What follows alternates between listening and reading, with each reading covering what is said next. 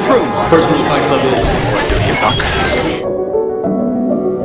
The Pope, known for helping the underdog, has overlooked them. I'm talking about survivors of sex abuse by priests, and many are angered after hearing Pope Francis say this to 300 American bishops. Translated from Spanish, the Pope said, quote, "I know," have the quote for you, "I know how much the wounds of these last years have weighed on your spirit, and I have supported your generous commitment to bring healing to victims in the knowledge that in healing we too are healed, and to work to ensure that such crimes will never be repeated." So joining me now, two women who survived childhood priest abuse. Barbara Blaine, founder of the Survivors Network of Abuse by Priests, known as SNAP, which now has 9,000 members in 60 chapters nationwide, and Joelle Kasich, who is also a SNAP member. So ladies, thank you so much for being with me here. And just first to you, if you can just tell me briefly part of your stories.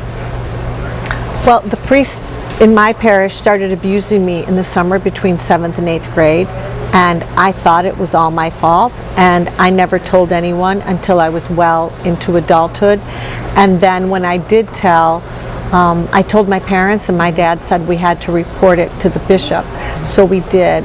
My dad didn't say we should report it to the police. So the bottom line is that he was permitted to remain in ministry, and the church officials convinced my parents and I that we should not go to the police and that it would be better for me not to, and so we didn't. And then it took 7 years before they finally removed him from ministry, and I eventually learned that he had done it to so many other girls, and they knew he had done it to the other girls, but they didn't warn my parents or do anything to protect me. And that's I can't reclaim my childhood, right, but I'd sure like to ensure that it doesn't happen to others. So that's how you feel in your story, Joelle. What happened to you? Between the ages of 15 and 17, I was sexually molested by a choir teacher at my Catholic high school. And by the end of the 2 years, I was pregnant and had a sexually transmitted disease. But the worst part was that school officials knew about the abuse and did nothing to stop it. And they knew he was abusing other girls and did nothing to stop it. And like many survivors from very conservative Catholic backgrounds, everyone blamed me. They said I must have done something and that I was at fault.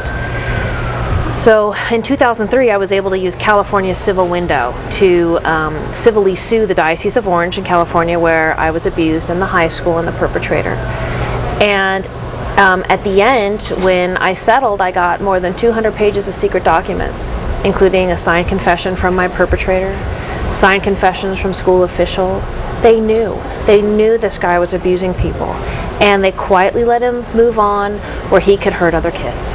I'm looking at you and I'm hearing your stories and I'm seeing you as adults, but you brought your pictures just so we can grab a two-shot, Alan, just so we can see what you looked like in your younger years when this was happening. And so now that we have the Pope here, and you can put them down, when the Pope addressed the bishops, he seemed to almost relate, let me just quote him again, acknowledging the challenges they face, the temptation they may have to, quote, lick one's wounds, to think back to bygone times. And when you heard that, Barbara, well, it was really, really disappointing. I mean, it felt like a slap in the face. Why? Because the bishops have treated the victims horribly, and they have allowed our perpetrators to remain in ministry where they could and usually did abuse more children.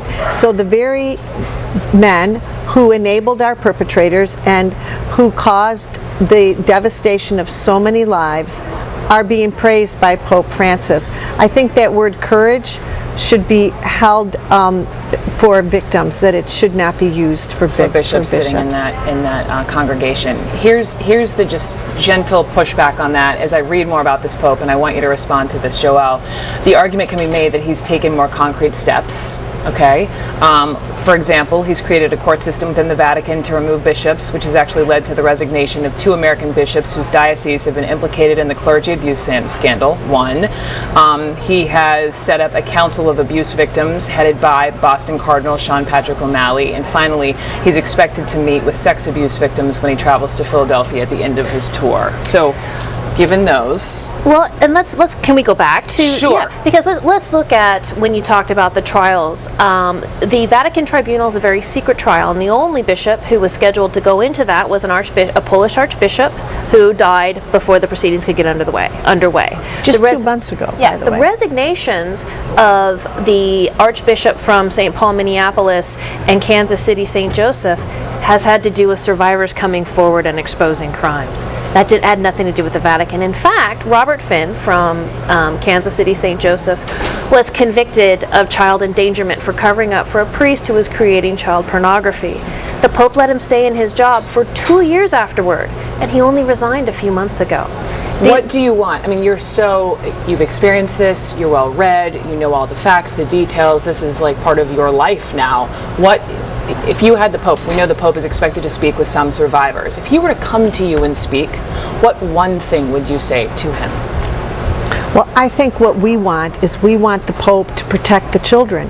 So we want him to turn over the records that he has about sex crimes and criminals to police, and we want him to demand that all the bishops across the world do the same thing, and we want him to punish the bishops who have concealed and covered up the crimes.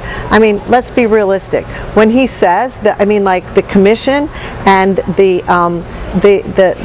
group that he's setting up, which hasn't been set up yet, to the tribunal to investigate the bishops, that in one sense it's almost deceitful. It gives an impression that if he just had a little more information, then he would do the right thing. I understand. Yeah, the largest collection of evidence about child sex crimes, even those going on right now, is in the walls of the Vatican, and that was put together in 2001 by now Pope Emeritus Benedict. They have the files. They have every case of child sexual abuse comes to them. They can open those up. They can help put bishops in jail, and they can adhere to the law. Joelle and Barbara, thank you very much. I really appreciate it. Thank you. Thank you. Thank you.